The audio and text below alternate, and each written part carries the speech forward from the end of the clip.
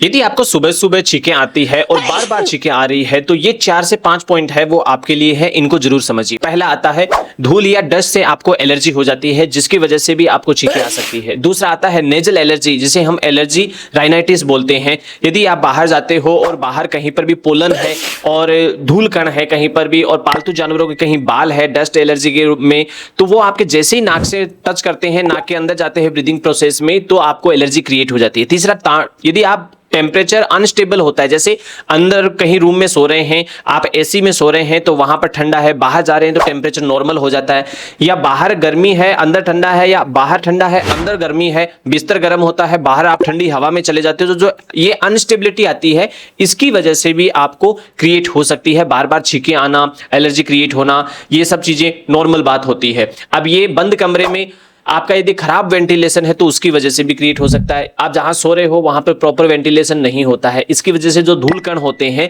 वो आपको problem face करा देते हैं, वो और बंद कमरों में ज्यादा ही होते हैं इस प्रकार के।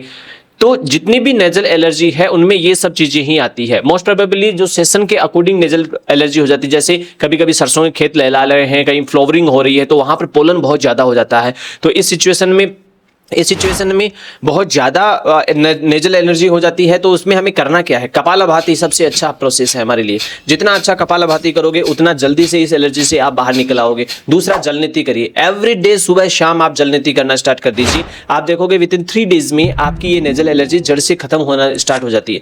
बस शर्त एक है कि आप बहुत ज़्यादा धूल और डस्ट के साथ में नहीं आए। कपालभाति करने से वो धूल और डस्ट वाली प्रॉब्लम भी आपकी हमेशा के लिए दूर हो जाएगी। टेम्परेचर को मेंटेन करना सीखिए, बाहर जब भी जाए अपनी इम्यूनिटी को बढ़ाइए, इसलिए तुलसी है, गिलोय है, अदरक है, इनका आप नियमित रूप से सेवन करिए चाय के फॉर्म में। जैसे चाहे आप गर्म पानी में इनको यूज कर सकते हैं। तो बेसिक तरीके से आप अपनी इम्यूनिटी को हाई रखते हैं तो आपको इस प्रकार की समस्याएं नहीं होगी।